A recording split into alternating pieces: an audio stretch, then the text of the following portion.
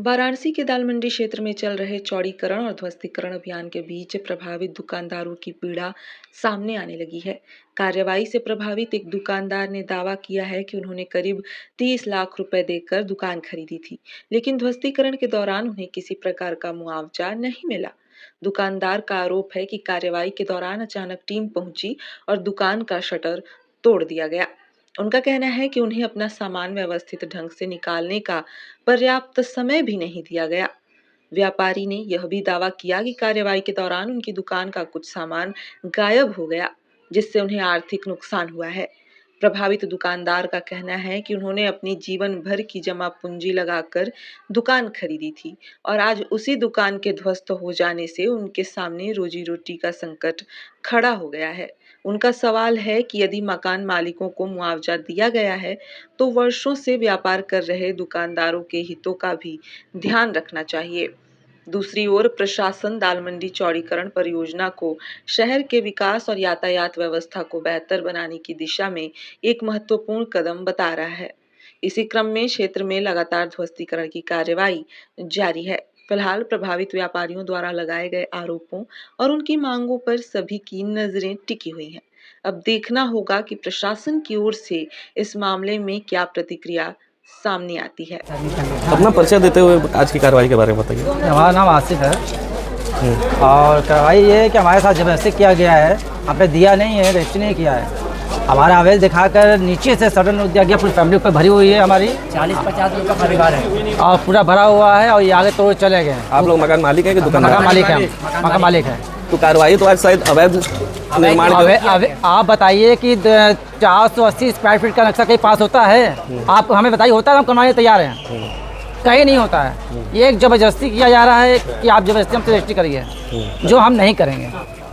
आप मेरा मकान तोड़ सकते हो, हम सड़क पर रह लेंगे, लेकिन जमीन तो नहीं देंगे हम आपको। इस तरीके से नहीं देंगे।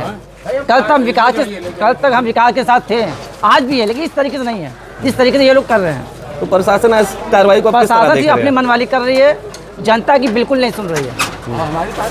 हम जब कह रहे हैं कि आप हमारे तरीके से इस तरीके से करिए, 2013 के घर में आइए, हमें पुनर्वास कराइए, हमें बसाइए, क्या आप लीजिए हमसे, हम देने तैयार। आप हमसे ऐसे ही ले लो, जबरदस्ती करने की क्या होगा? हमसे ऐसे लो, हम ऐसे दे देंगे।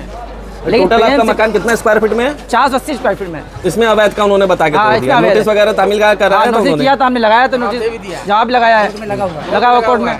कोर्ट में हमें डेट मिली हुई है, 2 माह की डेट मिली हुई है हमें। हमको 2 महीने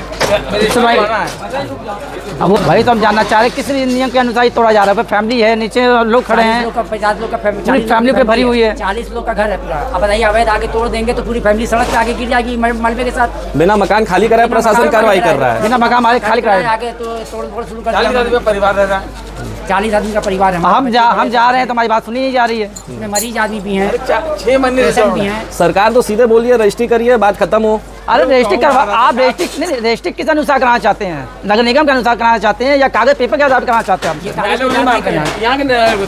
किसी आधार से आप रजिस्ट्री कराना चाहते हैं, हमें ये तो बताएं। आप करा रहे हैं, ये बस कब्जे के आधार पर रजिस्ट्री कर रहे हैं।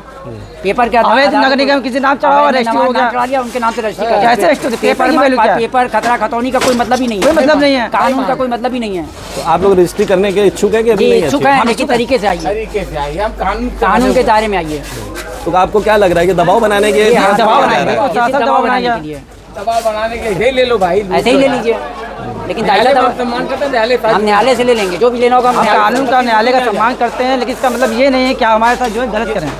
अब शटल वगैरह टूट गया है तो अब आगे कैसे गुजारा करेंगे? अब देखा जाएगा, क्या रास्ते में सोएंगे, जागेंगे, सड़क पर सोएंगे, चौकीदारी करेंगे फैमिली की, क्या करेंगे भाई? हम जाएंगे तो हमारे बीवी बच्चे सोएंगे ना।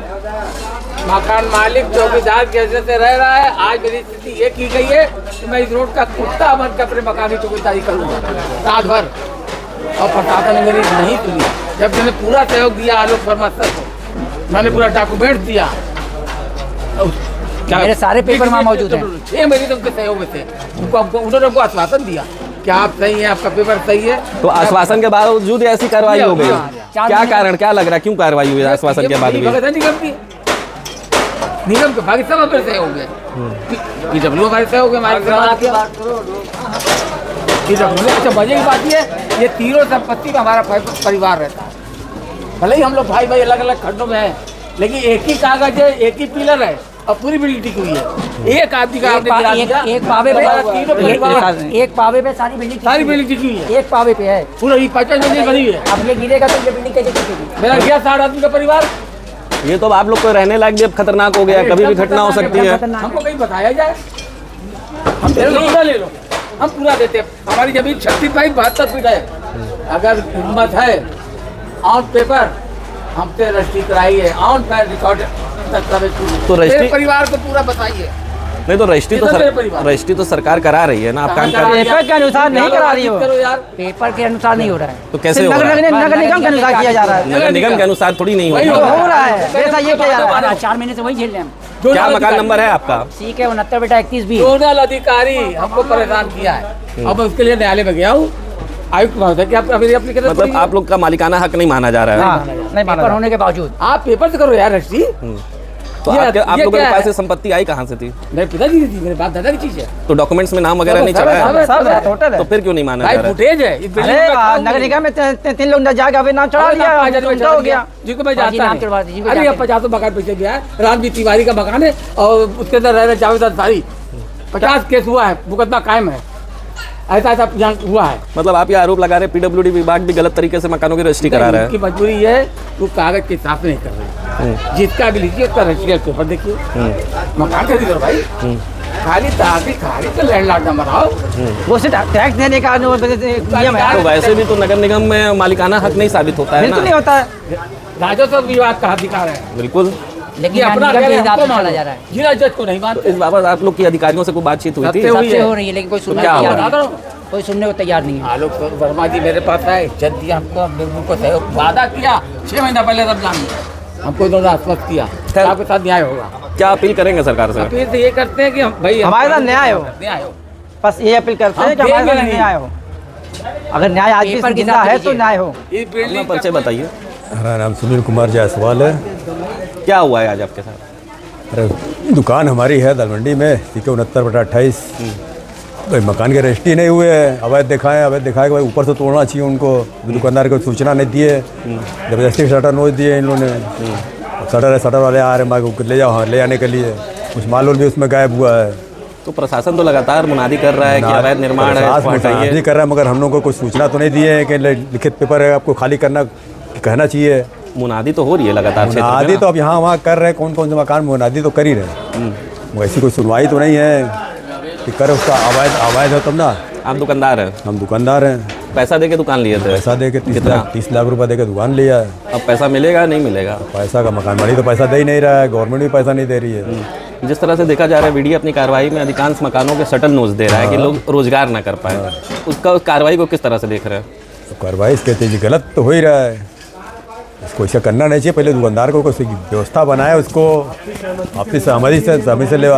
मकान का पेपर जमा है कि आपको टाइम दिया गया है कि 10 दिन 15 दिन जब जमा गया ना पाई हो गए, खुद जाके मिला है मकान मालिक।